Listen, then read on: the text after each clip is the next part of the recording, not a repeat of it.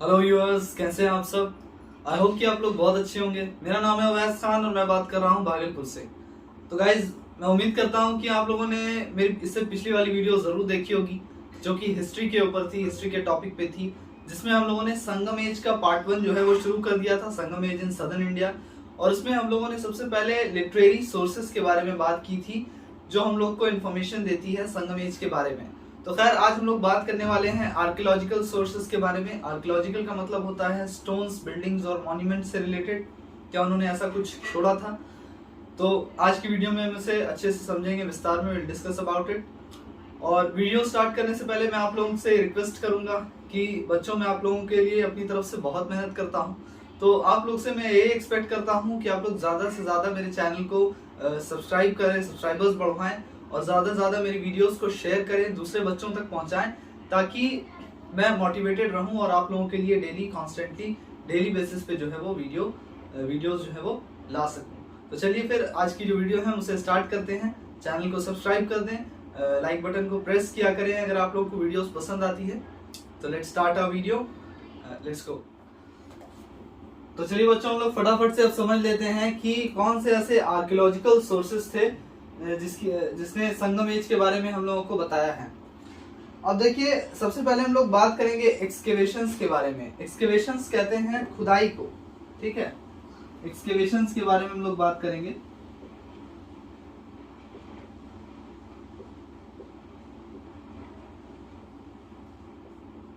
अब देखिए बच्चों, हुआ क्या था कि अलग अलग जगह पर एक्सकेवेशंस जो खुदाई की गई थी इन एंड अराउंड तमिलनाडु के आसपास या फिर केरला के आसपास जो खुदाई की गई थी, इससे हम लोग को अलग अलग मॉन्यूमेंट्स के बारे में पता चलता है, मेगालिथ्स के बारे में पता चलता है और दूसरे स्ट्रक्चर्स के बारे में पता चलता है, जिसका ताल्लुक आपका संगम एज से है। अब देखिए, जो खुदाई आपका आरिकामेडु में हुई थी, आरिकामेडु में जो खुदाई हुई थी, ये जगह है, इससे पता चला है several pieces of Roman pottery के बारे में, मतलब अलग अलग रोमन पॉटरी के बारे में, ग्लास बोल्स के बारे में, जेम्स और कॉइन्स के बारे में हम लोग को पता चला है इन खुदाई से। अभी हम लोग लिखेंगे कि इसके बारे में कि क्या क्या इसमें से इंपॉर्टेंट सवाल आएगा।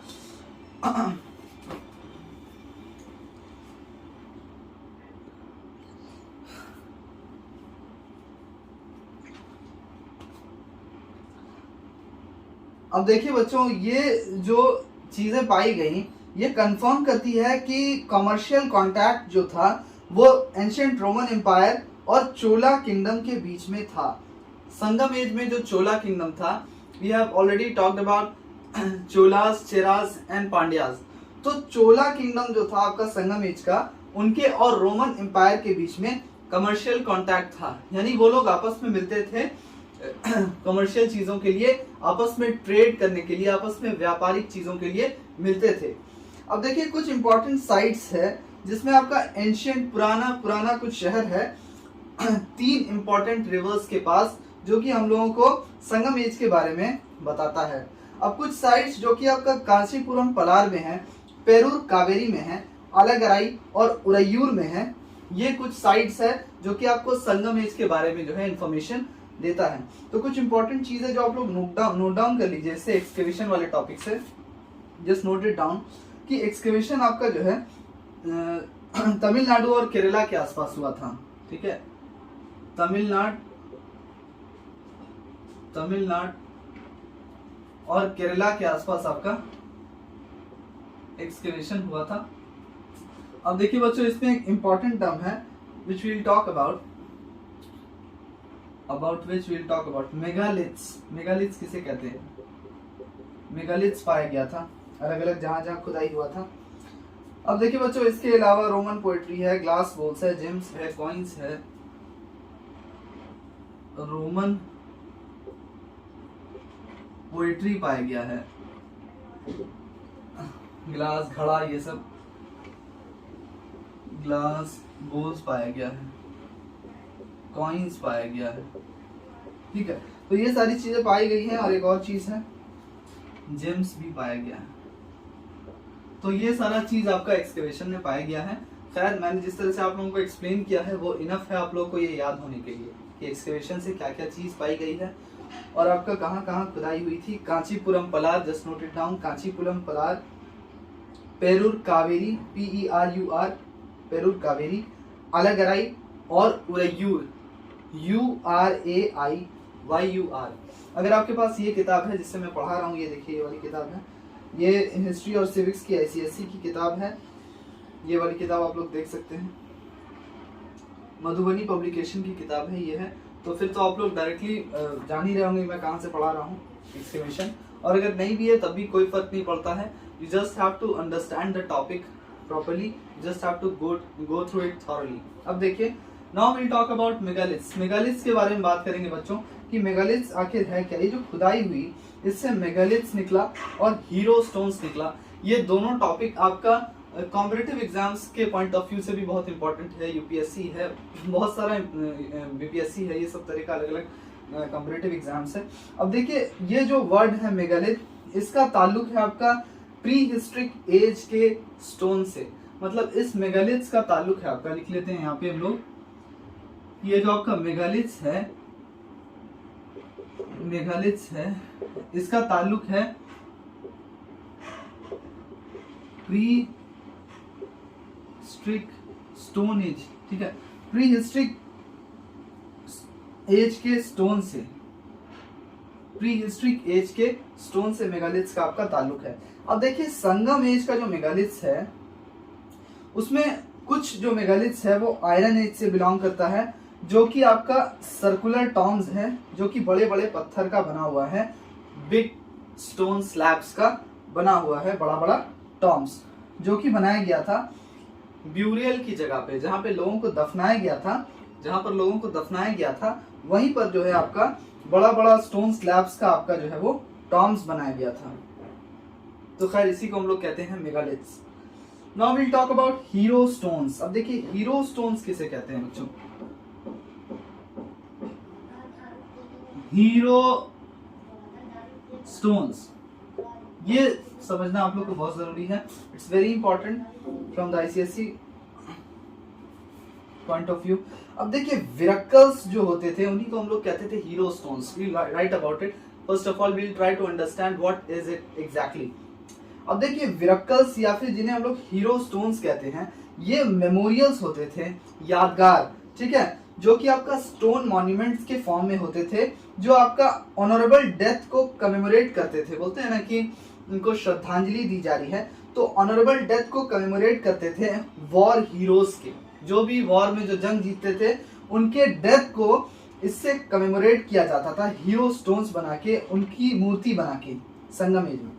अब देखिए, हीरो स्टोन्स जो है उस पे इंस्क्रिप्शंस लिखे जाते थे, उस पे कुछ स्क्रिप्ट में उसके बारे में, स्टोन्स के बारे में कुछ लिखा जाता था, विच इज कॉल्ड इंस्क्रिप्शंस।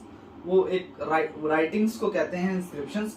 लिखे जाते थे उन इंस्क्रिप्शंस हीरो स्टोन्स के ऊपर, नीचे में लिखा जाता था। फॉर एग्जांपल ये था आपका हीरो स्टोन्स, तो उसके बेस पे लिखा जाता था उसके बारे में कुछ, which is known as inscriptions.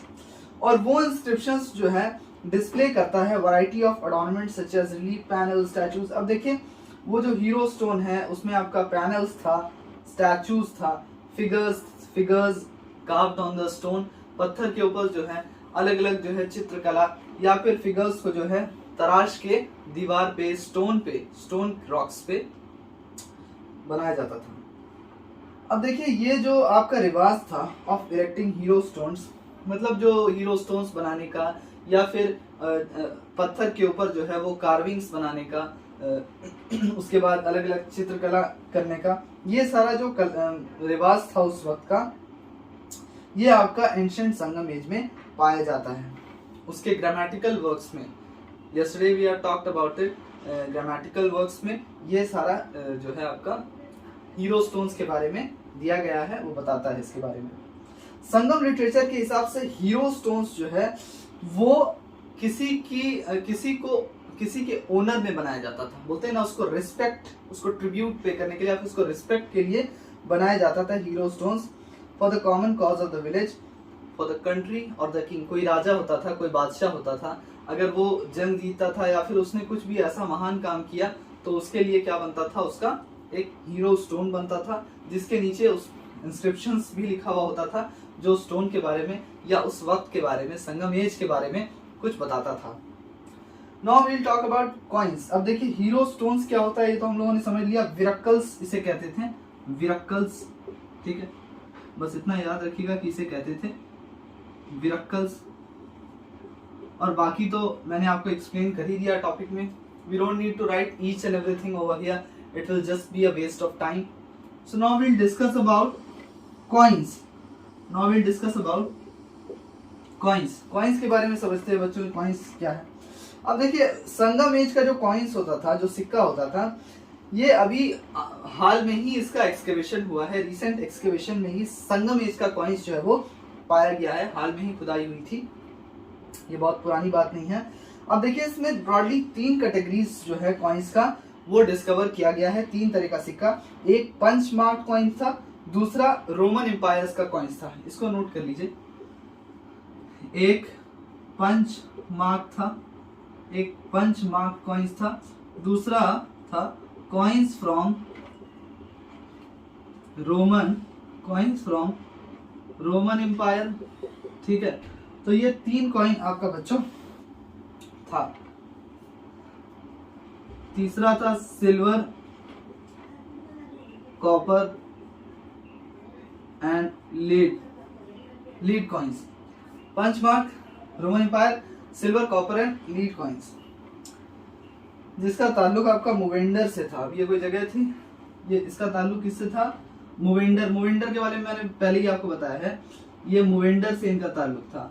मूवेंडर किसे कहते हैं? पिछली वीडियो में हम लोगों ने बात किया था ना कि चेरास, चोलास और पांड्यास दे वर टुगेदर नोन एज मूवेंडर। तो इन तीनों कॉइन्स का ताल्लुक आपका मूवेंडर से ही था। अब देखिए यहाँ पे क्या होगा ना कि सबसे पहला और सेकंड कैटेगरी ऑफ कॉइन्स जो है ये कंफर्म करता है ट्रेड रिलेशंस के बारे में, मतलब व्यापारिक ताल्लुक के बारे में कंफर्म करता है। तमिल कंट्री और दूसरे डिस्टेंट रीजन्स के व्यापारिक ताल्लुक के बारे में ये पहला वाला और दूसरा वाला कॉइन जो है ये कंफर्मेशन देता है कि हाँ भैया उन लोगों के बीच में जो है, उन लोगों के बीच में जो है वो ट्रेड रिलेशंस जो है बहुत अच्छा था। अब हम लोग बात करने वाले हैं बच्चों एपिग्राफी के बारे में कि एपिग्राफी किसे कहते हैं। Epigraphy, what is epigraphy exactly? Epigraphy, अब देखिए बहुत सारा ऐसा इंस्क्रिप्शंस होता है जो कि आपका संगम एज का इंस्क्रिप्शंस था। ज्यादातर अगर हम लोग बात करें तो तमिल और ब्राह्मी स्क्रिप्ट, तमिल ब्राह्मी स्क्रिप्ट, तमिल ब्राह्मी का कॉम्बिनेशन, तमिल ब्राह्मी स्क्रिप्ट में पाया जाता है बहुत सारा इंस्क्रिप्शंस संगम एज का। ये अभी तक गुफाओं के वॉल्स पे, गुफा होता है ना, गुफा केव्स, उनके दीवारों पे बहुत सारा ऐसा इंस्क्रिप्शंस मिला है जो कि आपका तमिल और ब्राह्मी भाषा में पाया गया है। पॉटरी आइटम्स मिला है जैसे कि घड़ा, जैसे कि वास, इस तरह का आइटम्स, पॉटरीज मिला है, पेंटेड पॉटरीज। उसके बाद कॉइन्स मिला है, सील्स मिला है। सील्स मतलब वो पत्थर का बना होता था, पत्थर का बड़ा बड़ा स्लैब होता था और उसके ऊपर जो है वो कुछ भी तराशा हुआ जानवर, इंसान का पिक्चर, ये सब बना होता था तराशा हुआ पत्थर के ऊपर। तो that was known as seal, that was known as seals. Rings भी पाया गया है, रिंग वेल्स पाया गया है और तमिलनाडु में और केरला में। तो ये सारा ये सारी चीजें कहाँ पाई गई हैं? ये आपका तमिलनाडु और केरला में पाई गई हैं, तमिलनाडु और Kerala. Just note it down और mark it in your book. अब देखिए जो एपिग्राफिक सोर्सेज है बच्चों, जो एपिग्राफी से जिसका ताल्लुक है, हालांकि ये बहुत कम है तादाद में, बहुत कम ऐसे सोर्सेज हैं जिनका ताल्लुक आपका एपिग्राफी से है, इंस्क्रिप्शन से है, लेकिन फिर भी ये हम लोग को हेल्प करते हैं कुछ डिटेल्स प्रोवाइड करने में संगम लिटरेचर के बारे में।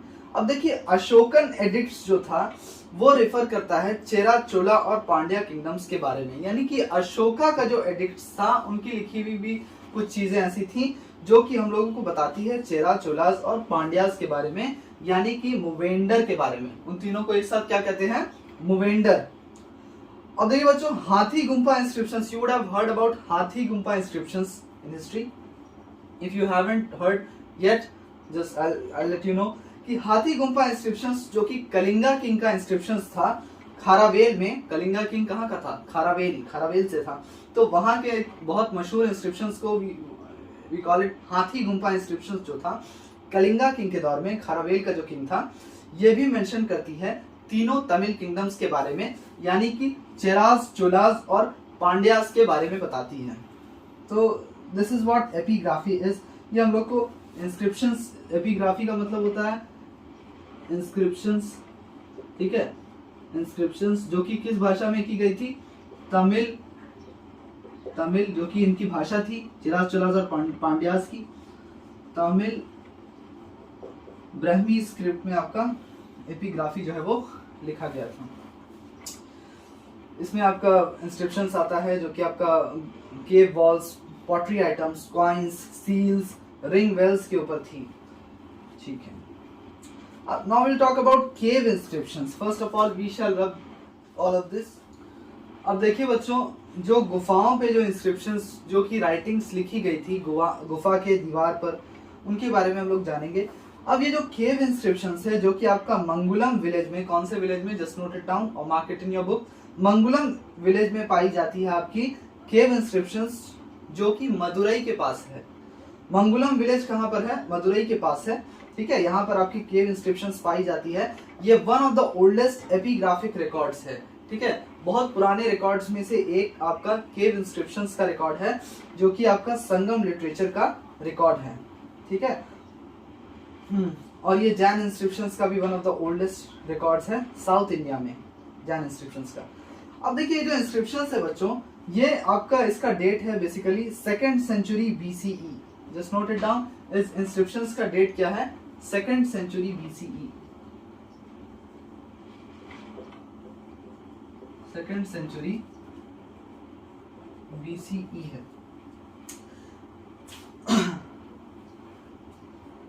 अब ये आपका रिकॉर्ड करता है the gift of monastery by a Pandyan king to a monk, मतलब पांड्यन किंग ने कुछ मॉन्क को गिफ्ट किया था, which was the gift of monastery. और ये सारा आपका इसमें रिकॉर्ड है केव इंस्क्रिप्शंस में। अब देखिए 39 केव इंस्क्रिप्शंस जो है वो डिस्कवर किया गया था अलग अलग साइट्स में, मदुरई के अलग अलग साइट्स में जो है वो 39 इंस्क्रिप्शंस को डिस्कवर किया गया था। ये चीज याद रखिएगा, कितना इंस्क्रिप्शन जो है डिस्कवर किया गया था आपका 39 मदुरई के अलग अलग साइट्स में, जिसमें से अलगर मलाई इंस्क्रिप्शंस जो है जिसका डेट है आपका 1st सेंचुरी BCE, ये रिकॉर्ड करता है आपका endowments made by group of merchants, मतलब उस वक्त के मर्चेंट्स का जो है, उस वक्त के मर्चेंट्स ने क्या क्या किया था उस वक्त, किस तरह से वो लोग व्यापार करते थे, इस चीज के बारे में उसमें दिया गया है। और ये कौन सी इंस्क्रिप्शंस है, अलगर मलाई इंस्क्रिप्शंस, ठीक है,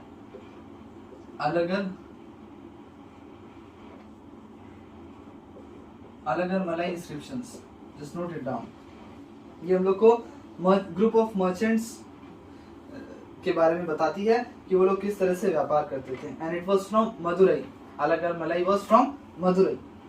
अब देखिए अराचुर के दूसरा वाला केव इंस्क्रिप्शंस है जो कि आपका आराचलुर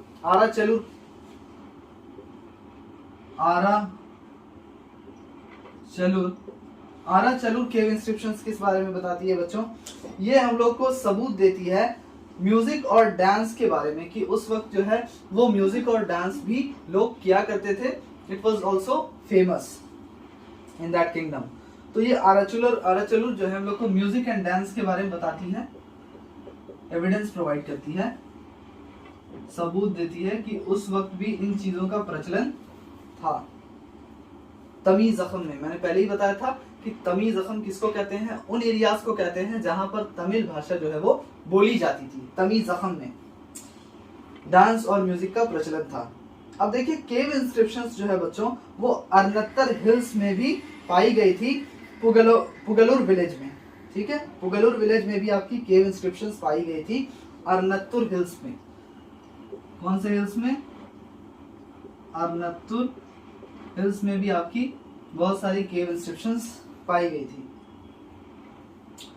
अब ये डॉक्यूमेंट करती है about the construction of rock shelter, ठीक है, कि उस वक्त एक रॉक शेल्टर जो है उसे कंस्ट्रक्ट किया गया था चेरा किंग के द्वारा। चेरा किंग के द्वारा जो है एक रॉक शेल्टर बनाया गया था फॉर अ जैन मॉन्क, एक जैन मॉन्क के लिए, एक जैन मॉन्क आई थिंक साधु बाबा के लिए एक चेरा किंग ने बनवाई थी, रॉक शेल्टर बनवाई थी। और ये जो हमारी केव इंस्क्रिप्शंस है जो आपकी अरनत्तर विलेज में पाई जाती है। अरनत्तर है ये, सॉरी, अरनत्तर विलेज में जो पाई जाती है, ये हमें उसी चीज के बारे में बताती है, उस कंस्ट्रक्शन के बारे में। Now we will talk about inscriptions और pottery. Inscriptions on pottery.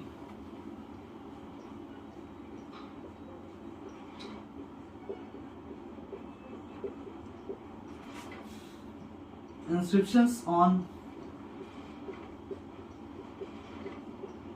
Pottery. ठीक है बच्चों, अब देखिए बहुत सारा इंस्क्रिप्शंस जो है, जो कि पॉटरी पे जो है लिखा गया था तमिल ब्राह्मी भाषा में। अगेन नोट इट डाउन, किस भाषा में ये इंस्क्रिप्शंस लिखा गया था? ये आपका तमिल ब्राह्मी भाषा में लिखा गया था। तमिल ब्राह्मी भाषा में लिखा गया था। ये पाया गया है तमिलनाडु के अलग अलग प्लेसेस में। मतलब बहुत सारा इंस्क्रिप्शंस जो कि पॉटरी के ऊपर लिखा गया था तमिल ब्राह्मी भाषा में, यह आपका पाया जाता है तमिलनाडु की अलग अलग जगह पर। आंध्र प्रदेश, केरला और भी अलग अलग साइट्स में ये इंस्क्रिप्शंस जो है which was done on pottery, ये पाई गई हैं। ठीक है, और अलग दूसरी कंट्रीज में ही पाई गई हैं, जैसे कि श्रीलंका, थाईलैंड और red sea coast which is in Egypt. मतलब ये और कौन सी कंट्रीज में पाई गई है? Sri Lanka, Thailand and red sea coast in Egypt. Sri Lanka, Thailand और रेड सी कोस्ट में पाई गई है। और इंडिया में कहाँ कहाँ पाई गई है, कौन कौन से स्टेट्स में? अगर ये पूछ दे तो note it down, Tamil Nadu, Andhra Pradesh and Kerala in India. So now we shall wrap this part. I hope you guys understand properly till here. तो बच्चों, आई होप कि आप लोगों को आज की वीडियो पसंद आई होगी और बहुत अच्छी तरीके से आप लोगों को आर्कियोलॉजिकल सोर्सेस के बारे में समझ में आया होगा, जिसमें हम लोगों ने कॉइन्स के बारे में बात किया, केव एपिग्राफी के बारे में बात किया, उसके बाद केव इंस्क्रिप्शंस के बारे में बात किया, फिर उसके बाद हीरो स्टोन्स के बारे में बात किया। So I hope you guys understand properly till here. तो चलिए फिर हम लोग अपनी अगली वीडियो में मिलते हैं। तब तक के लिए आप लोग अपना ख्याल रखें। फिर से एक बार आप लोगों को याद दिलाना चाहूंगा मैं जाते जाते कि मैं आप लोगों की अपनी तरफ से आप लोगों के लिए बहुत मेहनत करता हूं बच्चों। तो आप लोगों से मैं यही एक्सपेक्ट करता हूं कि आप लोग ज्यादा से ज्यादा जो है मेरी वीडियोस को दूसरे बच्चों के साथ शेयर करें, ताकि वो भी इन चीजों का फ्री ऑफ कॉस्ट फायदा उठा सकें और अच्छे से अच्छा जो है वो मार्क्स स्कोर कर सकें। और साथ ही साथ आप लोग मेरे भी सब्सक्राइबर्स को बढ़वाएं, ताकि मैं भी मोटिवेटेड रहूं और इंशाअल्लाह ताला आप लोगों के लिए और बेनिफिशियल वीडियोस जो है वो लाता रहूं। तो चलिए फिर अपनी अगली वीडियो में मिलते हैं। तब तक के लिए आप लोग अपना ख्याल रखें। अल्लाह हाफिज।